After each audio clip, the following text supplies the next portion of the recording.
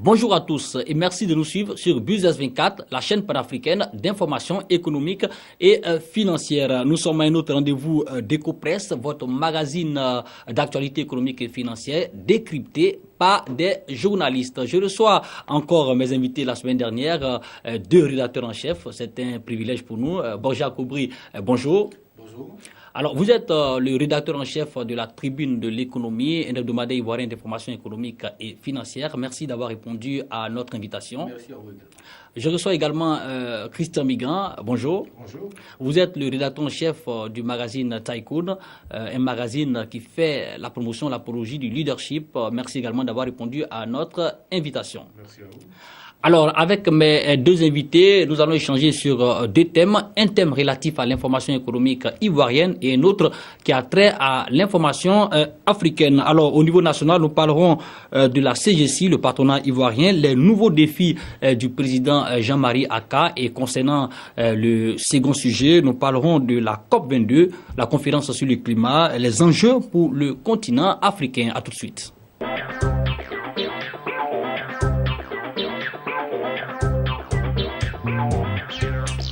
Retour sur ce plateau, nous abordons déjà le premier thème, Borja Koubri. 11 ans à la tête de la Confédération Générale des Entreprises de Côte d'Ivoire dénommée CGC, Jean Kakou Diago, le PDG du groupe NCA, a cédé le fauteuil à Jean-Marie Akka. L'investiture a eu lieu le 25 novembre dernier. On rappelle que l'élection s'est passée dans de très bonnes conditions. Il y a eu deux candidats, Jean-Marie Akka et son jeune frère Alain Kouadio. Tout s'est passé dans de bonnes conditions dans la mesure où Alain Kouadio a reconnu sa défaite. Un commentaire sur ces élections. Oui, ce qu'il faut dire, c'est que le secteur privé ivoirien a fait preuve d'une importante maturité, en sorte qu'on peut dire qu'elle a donné l'exemple à suivre à la classe politique ivoirienne. Parce qu'une élection qui a été faite contre toute attente, qui n'était pas inscrite à l'ordre du jour, qui a été inscrite pendant séance tenante où les candidatures ont été retenues sur place, avec une campagne qui a été faite, je peux dire, de façon, avec une telle célérité, sortie de cette élection sans qu'il y ait d'histoire, avec une CECI retrouvée, unie, ça, je pense que c'est à saluer, et c'est un exemple à suivre. Alors, Christian Migrant, on en parlait, Jean Kakou Diago devrait céder le fauteuil depuis très longtemps. Il y a eu souvent des dissensions aux AG passés. Et en fin de compte, tout se passe dans de bonnes conditions. Oui, il faut s'en féliciter. Je pense qu'il y a eu l'esprit pragmatique des hommes d'affaires, loin des pesanteurs politiques, loin aussi de clientélisme politique. Et donc les choses se sont passées normalement parce qu'ils se sont compris. Ils savent où il faut aller et ils savent pourquoi ils sont là. Voilà, je pense que c'est l'esprit pragmatique qui a prévalu et il y a une bonne dose de maturité dans leur comportement. Alors, parlons du nouveau président élu, Jean-Marie Akka. J'ai envie de dire inconnu. Pourquoi? Parce qu'il a été au conseil d'administration il y a pas longtemps et à la tête du patronat ivoirien. Est-ce que c'est pas un lourd héritage quand on succède à un monsieur aussi charismatique comme Jean Kakou Diago pour lui? Bon, peut-être qu'il est arrivé à peine dans les bureaux de la Confédération Générale des Entreprises de Côte d'Ivoire, mais en fait, c'est pas un inconnu dans le milieu, c'est quelqu'un qui a du coffre, qui s'est défendu sur le plan entrepreneurial, qui a mené des affaires de bout en bout au pas de course et tout ça. Et je pense que c'est un monsieur respectable que l'on connaît déjà et qui pèse. Et qui pèse, 70 milliards de chiffre d'affaires, je pense que... Pour son entreprise, la CIPRA. La CIPRA, je crois que c'est un homme qui compte et avec qui il faut compter. Alors, Borja Koubri? Oui, à première vue, on peut penser que c'est un peu difficile de pouvoir suivre Jean Kakou Diago, qui était sous le feu des rampes, qui est sous le feu des projecteurs, qui a NCA qui est un groupe aujourd'hui panafricain. Mais il faut dire, comme M. Migrant l'a dit, Jean-Marie Akka, c'est pas n'importe qui. Dirigé CIPRA, mais également être PCA de la BCC, également dans le conseil d'administration de Grand Moulin d'Abidjan. C'est également quelqu'un qui a gravi les échelons, qui connaît bien le secteur privé ivoirien et qui a le charisme nécessaire pour tenir de main de maître cette maison qui a atteint, je peux dire, qui a atteint un niveau de respectabilité, hein, voilà, et puis voilà. National comme au niveau international, en fait. Voilà. Je pense qu'il a tous les atouts, en fait. Alors, je reste avec vous. Lors de l'investiture, Jean-Marie Aka disait ceci: je place mon mandat sous le signe de la concertation et de la consolidation des acquis.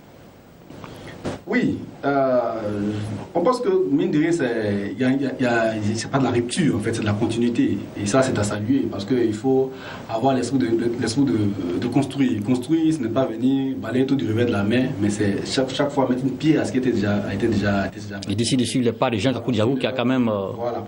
Mais, au-delà, il faut que... il y a beaucoup de défis à relever au niveau de la CGCI.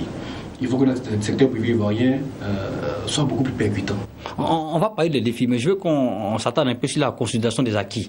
Alors, comme acquis, qu'est-ce qu'il veut consolider? L'esprit entrepreneurial peut-être qui a été quand même boosté par Jean-Kakou Diago à travers, par exemple, la CGCI Academy. Oui, il y a eu beaucoup d'initiatives, mais ce qu'il faut souligner, c'est qu'aujourd'hui, la CGCI est partie prenant beaucoup de décisions aujourd'hui, au niveau de l'analyse fiscale, au niveau du comité du cadre de concertation État-secteur privé. En tout cas, la CGCI est devenue une instance, comme vous l'avez dit, qui a une certaine respectabilité, mais surtout qui compte au niveau des décisions économiques dans le pays. Et ça, je pense que c'est acquis, comme il a dit, il a parlé de concertation. Il faut toujours se concerter avec l'État. Je pense qu'il faut améliorer même la synergie avec l'État de Côte d'Ivoire pour que le secteur privé puisse continuer à dire son mot, mais à le dire plus en fait. Voilà. Alors, Christian Migrant? Oui, consolidation des acquis. Hein. Mais la consolidation des acquis, comme vous l'avez dit tout à l'heure, en fait, il y a une école de champions qu'il faut créer, qu'il faut faire émerger. Je crois qu'il faut suivre de près les chefs d'entreprise, ou du moins des nouveaux qui arrivent sur le marché, les start-up. Je pense que là, il y a un effort de formation à faire. Il faut les suivre de très près pour que l'on soit de vrais champions demain. Avec Jean-Kakou Diago, il y avait aussi le volet éco-diplomatie, une entente parfaite avec les responsables étatiques pour peut-être décrocher des marchés au niveau de l'extérieur. Est-ce que suivre cette tendance ne serait pas aussi profitable pour... Oui, je dirais oui, parce que bon, je pense que bon, la Côte d'Ivoire a pris l'exemple sur le Maroc, comme je dis, bon, ma foi, c'est ce que je crois. Peut-être que c'est le Maroc qui a pris l'exemple sur la Côte d'Ivoire, j'en sais rien. Toujours est-il que l'exemple du Maroc est édifiant. Et ça me conforte dans la décision aussi du chef de l'État de faire accompagner dans tout ça, au cours de sa diplomatie et tout ça, dans l'offensive diplomatique, de faire suivre, d'avoir une suite avec lui, une suite d'hommes d'affaires avérés qui pourraient répondre aux défis du marché mondial. Alors, avec vous, on reste... on parle des défis.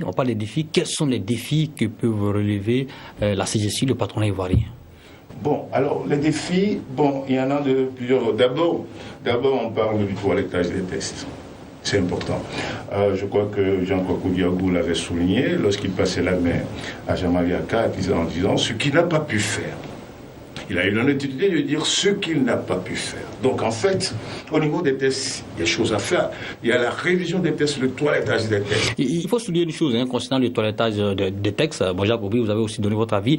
C'est qu'on constate qu'il y a plusieurs types d'entreprises qui adhèrent à la CGCI. Il y a les groupements, il y a les associations et des entreprises qui adhèrent directement, qui contribuent même à hauteur de 72%, alors qu'au conseil d'administration, tout le monde n'est pas forcément représenté. Bon, Jacques Aubry. Oui, comme M. Bigan l'a dit, il faut continuer le toilettage des textes. Il faut faire en sorte qu'il y ait beaucoup plus de représentativité au niveau des structures. Voilà, il faut en fait que la CGCI soit vraiment représentative. Il ne faut pas qu'on ait l'impression que c'est seulement la CGCI de certains groupements, de certaines structures. Ça porte à croire que c'est seulement une structure pour les grosses entreprises.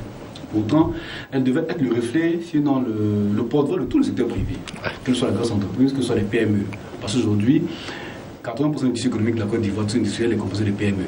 Et il faut que la CGCI puisse, dans le toilettage de ces textes, faire en sorte qu'on puisse avoir beaucoup plus, pas d'influence, mais de représentativité au niveau des PME, pour afin de faire en sorte qu'on ait une plus large couverture. Ok. Christian Migrant? Oui, j'avais dit, au fil du temps, il y a 149 entreprises adhérentes qui pèsent en termes de cotisation. 351 millions de francs CFA, avec un taux de recouvrement de 91%, contre 100 millions pour les regroupements avec un taux de regroupement de 67%. Je pense que les entreprises comptent beaucoup, les PME comptent beaucoup. Donc il faut agir avec, il faut compter avec. Et je pense que la société ivoirienne sera d'autant plus équilibrée qu'il y aurait une classe moyenne qui porte le progrès. Une classe moyenne qui soit créatrice de richesse et qui porte aussi le niveau de consommation. Et je pense qu'on a mieux à faire d'élargir la base, l'assiette, au niveau des PME.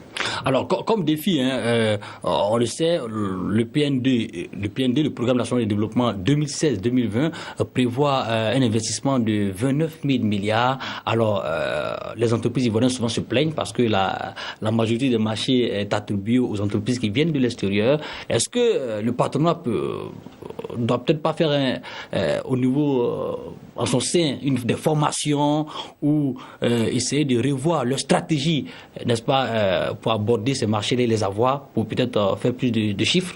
Je pense que ça va être le défi le plus important que va porter Jean-Marie Akka. C'est la différence entre que l'État du Côte d'Ivoire, l'État du Côte d'Ivoire accorde beaucoup plus de place au secteur privé ivoirien. Mais comment? Parce que lorsque 80% des marchés publics sont captés par les entreprises multinationales, par les entreprises étrangères, il faut comprendre que pour beaucoup, il y a un souci de technicité, il y a un souci d'expertise. Tout à fait. Voilà. Il faut qu'à notre sein, nous puissions régler ce problème-là. Et c'est la CG de porter ce combat. Porter ce combat en sorte que, comme l'avait dit, on puisse intensifier la formation. On puisse intensifier également aussi la représentativité des entreprises du secteur privé ivoirien au niveau de la prise de décision, en fait. Il faut qu'on ait un secteur privé qui soit fort. Il ne faut pas que c'est sur les 29 milliards, il faut savoir qu'il y a 18 milliards d'investissements privés. Il faut que le secteur privé ivoirien puisse vraiment capter le maximum. Et ça, c'est important. Mais c'est un gros défi parce que vous avez tout à l'heure indiqué, évoqué la question de la technologie, la question de la compétence, parce qu'il ne s'agit pas d'attribuer des marchés, n'est-ce pas, aux entreprises qui ne pourront pas peut-être être à la hauteur, Christian Miga. Tout à l'heure, il parlait de formation. C'est aussi un point important de Jean-Marie Akka dans sa quête de renouveler ou bien de booster le patronat ivoirien. C'est vrai, dans la démarche de l'État, il y a la préférence nationale. Soit. Mais il faut que ce soit entouré d'un coefficient d'efficacité. Très important. Voilà. S'il n'y a pas le coefficient d'efficacité, on ne peut pas attribuer le marché. Parce que ce sera le moins cher sera le plus cher possible. Parce qu'en fait, on n'aura pas mis toute l'expertise pour faire le travail. Et je pense qu'il y a un autre volet qu'on n'évoque pas souvent aussi pour la captation des marchés. Il y a aussi le financement. Parce que l'État ne peut pas financer tout. Or, les multinationales, ils ont la capacité financière de préfinancer les projets, surtout dans les travaux publics, le BTP. Alors, donc, je pense que de ce côté-là, l'État, ou du moins le secteur privé, a intérêt à consolider ses bases ou sa surface financière pour répondre à l'offre qu'on lui présente. Donc, il y a d'abord l'expertise, mais il y a aussi le financement. C'est très important. Donc, Jean-Marie Akka a aussi raison de dire que la formation est vraiment importante. Oui. Alors, nous allons peut-être, avant d'aborder le deuxième thème de cette émission, nous allons parler peut-être très rapidement du volet la fiscalité, qui est souvent jugée pesante par les entreprises. Je crois qu'il y a un débat là-dessus. Il y a un débat. Ça dit que l'État fonde son budget sur la fiscalité. C'est vrai, il y a un intérêt pour l'État à défendre la fiscalité. Parce que ça fait partie des ressources pour la constitution d'un budget national.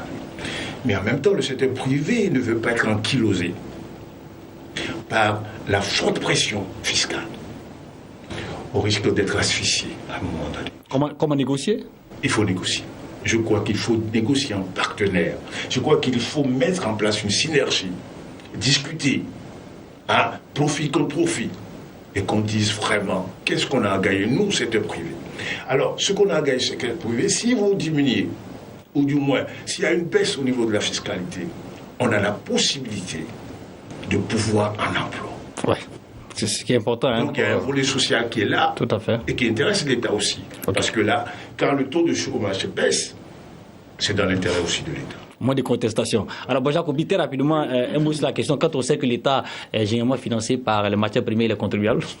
Non, mais il faut le dire, hein. Aujourd'hui, la Côte d'Ivoire, je peux dire, il y a un des rapports de PricewaterhouseCoopers qui a cloué, je peux dire, qui a indexé l'État de Côte d'Ivoire, qui se trouve parmi les derniers États qui imposent le plus.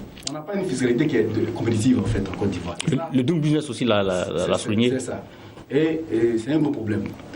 Et c'est en ça, quand on parlait des défis, et c'est que la CECI doit porter à bras le corps.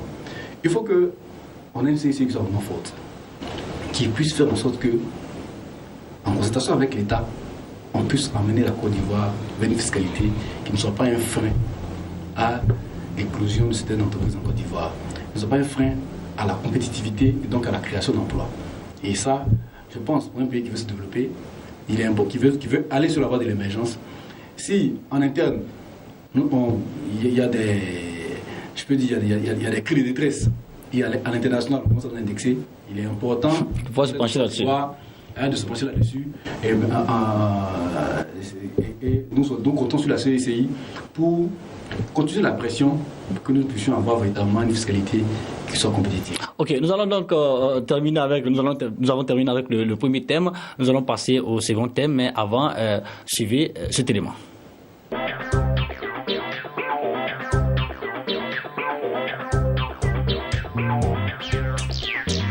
Alors, nous abordons le second thème de cette émission. Il est intitulé comme suit, COP 22, conférence sur le climat, la 22e, les enjeux pour le continent africain. Alors, la 22e édition, la 22e conférence sur le climat s'est déroulée du 7 au 18 novembre dernier à Marrakech, au Maroc, donc en terre africaine.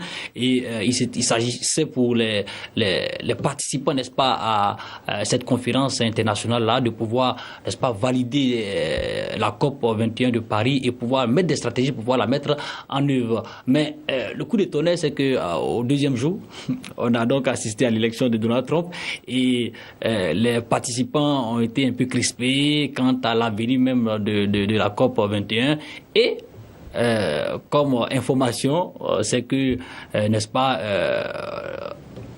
Donald Trump, considéré comme un climat sceptique, pourrait remettre en cause l'accord déjà validé par les États-Unis. Alors, Christian Migan, un mot sur ces inquiétudes des participants de la COP22. Bon, je pense que Donald Trump, par effet d'annonce, a voulu un peu inquiéter le monde, ça c'est sûr. Bon, écoute, c'est le président élu, mais il n'est pas encore investi. Bon, on peut se rassurer que les choses peuvent changer. Les choses peuvent changer. Bon, il a fait une déclaration assez fracassante en disant qu'il remet en cause l'accord du COP 21 et tout ça. Mais je pense que de ce côté-là, comme on a dit tout à l'heure, il y a un engagement déjà des États-Unis dont il faut tenir compte. On ne peut pas avoir accepté un accord et y renoncer par la suite. Parce que le Congrès est là. Le Congrès est là pour recadrer les choses. Le Congrès, c'est un peu le contre-pouvoir.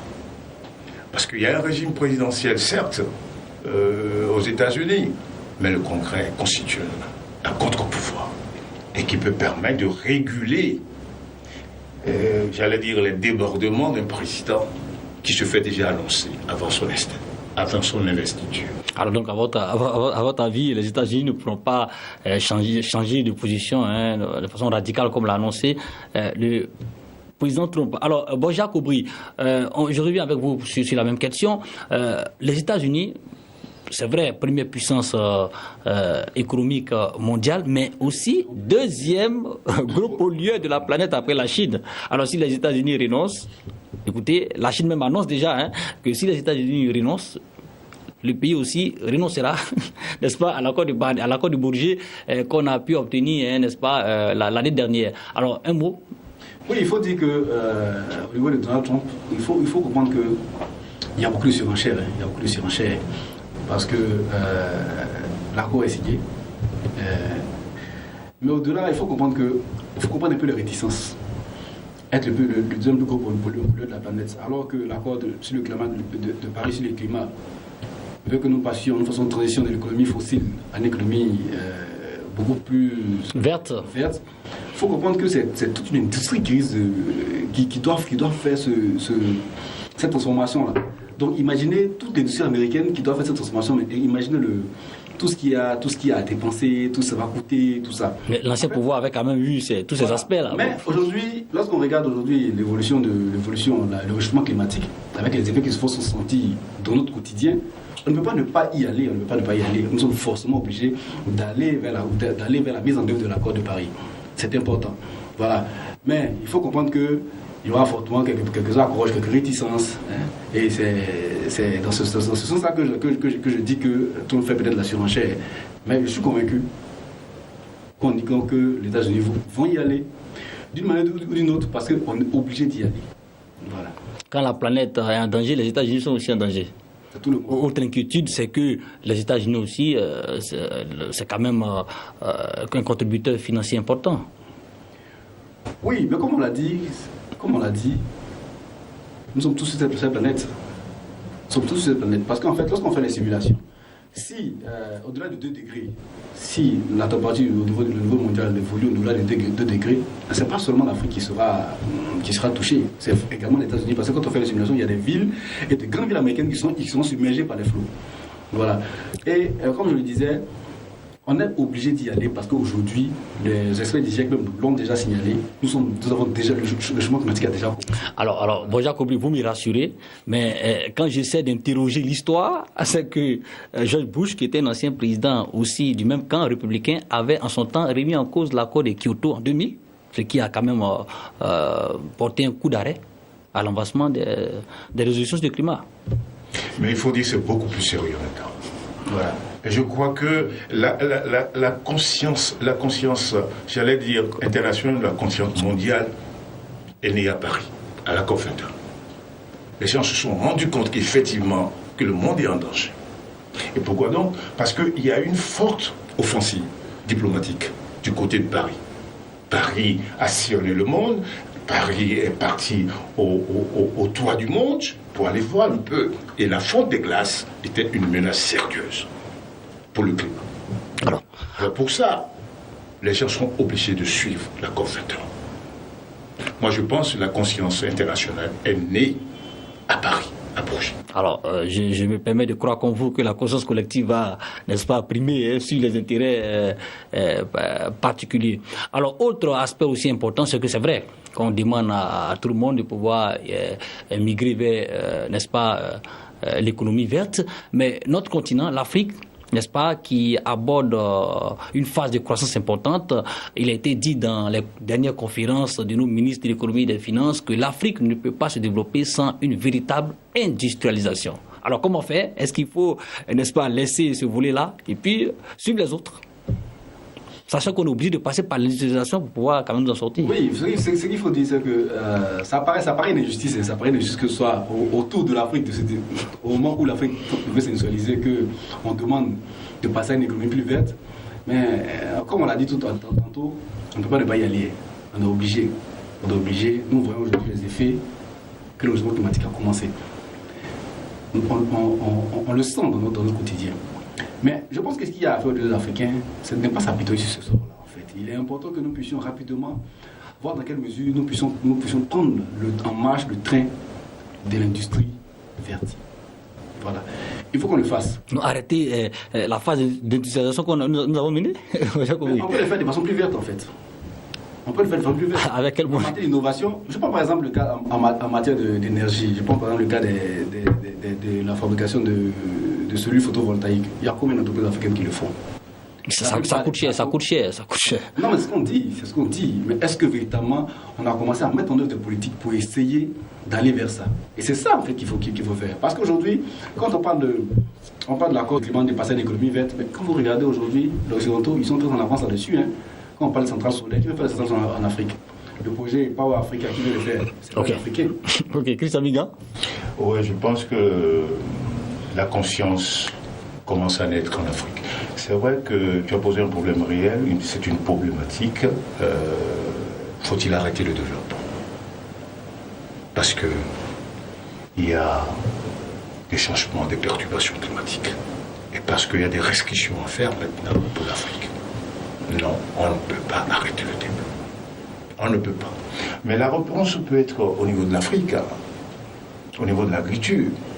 L'agriculture, à un moment donné, on a pensé que l'agriculture, c'était un problème. C'est-à-dire que ça libère les gaz à effet de serre. Mais ça compte peu. 4% peut-être. C'est rien du tout. À côté des gros pollueurs du monde, comme la Chine et les États-Unis. Mais l'agriculture pourrait être une solution. À cet effet, je me permets de vous demander de commenter, n'est-ce pas, l'initiative 3A, l'initiative pour l'adaptation de l'agriculture africaine au changement climatique. Alors cette initiative-là, n'est-ce pas, promeut et soutient la mise en œuvre de projets concrets et innovants en Afrique en matière de gestion des sols, maîtrise de l'eau agricole et de gestion des risques climatiques et de renforcement des capacités et solutions de financement. Une initiative qui a été vraiment abordée lors de la COP22. Je pense que le Maroc a œuvré dans le vrai sens diplomatique avec ça. Ils ont porté le projet à bout de bras, porté la voix de l'Afrique pour dire que vraiment nous avons la solution. Nous ne sommes plus le problème comme on prétend que l'on soit, mais non, nous sommes la solution. Et en quoi faisant? Il faut adapter notre agriculture. L'adaptation de l'agriculture, d'où l'initiative 3A. C'est-à-dire il faut revoir, il faut révolutionner les outils agraires. Parce que nos outils qu'on utilise, ça blesse le sol. Il faut peut-être plus de mécanisation. Oui, plus de mécanisation. Parce que, alors, il faut pouvoir maintenir les organes organiques qui maintiennent les gaz. Ok. Alors donc, c'est par le fait de la mécanisation qu'on peut y arriver. L'initiative A, Bojang Koubri, une solution que l'Afrique pourrait peut-être conseiller au monde. C'est une solution parmi tant d'autres. Parce que c'est vrai qu'on assimile beaucoup le continent africain à un continent qui soit agricole, parce que l'Afrique compte parmi les continents qui ont encore beaucoup plus de terres arabes. Arabe, oui. Voilà. C'est une initiative à soutenir, mais je pense qu'on ne devrait pas seulement s'attarder sur l'agriculture. Voilà. Pour moi, les chemins de l'innovation, il ne faut pas qu'on laisse tomber. Surtout en matière de transition vers l'économie verte. Il faut que, tant au niveau de l'agriculture qu'au niveau d'autres secteurs de l'activité économique, comme l'énergie, voilà, il faut qu'on puisse intensifier la recherche. Voilà, c'est très important. Il ne faut pas que ce train-là, on puisse le rater. Aujourd'hui, on est tous obligés, dans le monde entier, de virer vers l'économie verte. À ce niveau-là, je pense que dans le train, on n'est pas très en retard.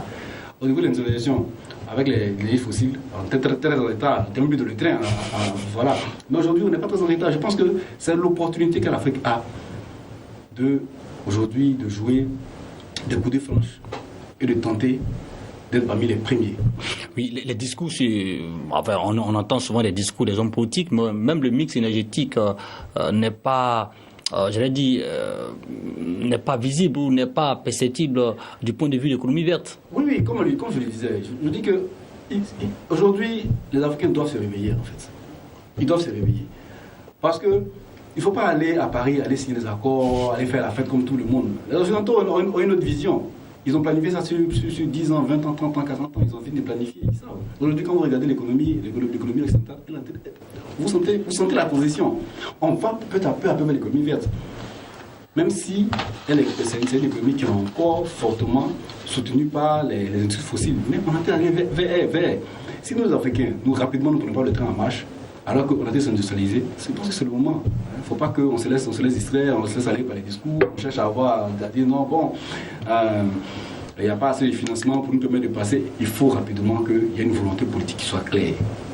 Il faut quitter le stade des discours, le stade de la fête. Il faut passer de façon pragmatique à la mise en œuvre de l'accord de Paris.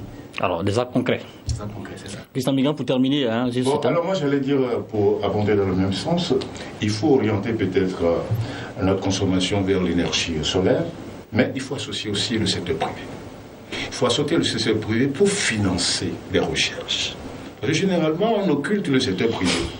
Les grosses multinationales, je pense qu'ils ont une capacité financière, et c'est dans leur intérêt, pour financer les recherches. Donc, il y a matière à faire de ce côté. Les multinationales financent les recherches, ça sonne pas bien. Généralement, il y a des États qui accordent 1% de leur budget à la recherche, pourquoi pas ne pas... Oui, mais l'État n'est pas suffisamment fort. Les grosses sociétés, quand on voit un peu leur capacité financière, elles sont plus fortes que l'État. Et puis, il ne faut pas oublier qu'au niveau de l'État, il y a ce que j'appellerais les errements de l'administration. Il y a peut-être une certaine léthargie.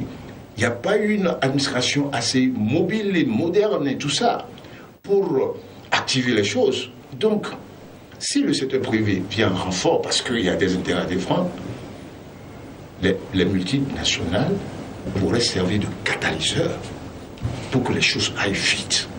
Alors, ça, c'est mon point de vue. Alors, oui, comme très rapidement, une conclusion. C'est vrai qu'il est important que... moi, je suis d'accord, parce qu'il faut la volonté politique d'abord. Il faut la volonté politique. Mais le secteur privé également peut financer la recherche. Ça s'est fait en Occident. Quand vous voyez les budgets de recherche et développement des multinationales, pour certains, ça dépasse le budget du PIB de certains pays développés. Voilà. Je pense que ce sont des voies à explorer. Mais, comme on l'a dit, il faut qu'on y aille maintenant. Il faut des actes concrets. Important pour la survie du monde. Alors, merci à mes deux invités d'être venus discuter de deux thèmes importants. Je rappelle qu'avec vous, nous avons échangé sur les défis du nouveau patron de la Confédération Générale des Entreprises de Côte d'Ivoire, le patronat ivoirien, Jean-Marie Aka. On souhaite bon vent à ce monsieur-là pour pouvoir peut-être booster le secteur privé ivoirien. Et dans le second thème, nous avons échangé sur la COP21, les enjeux pour le continent africain. Merci d'avoir répondu à notre invitation. Je rappelle que nous étions avec Borja Kobri, rédacteur chef de la Tribune de l'économie, un hebdomadaire ivoirien d'information économique et financière. Merci d'être venu. Et j'ai reçu également Christian Migan, rédacteur en chef de Tycoon, un magazine qui fait l'apologie de la promotion du leadership. Merci également d'avoir répondu à notre invitation. Merci à vous, merci. Quant à vous, téléspectateurs, nous vous donnons rendez-vous pour une autre émission d'EcoPresse sur ce mode suite de programme sur Business 24.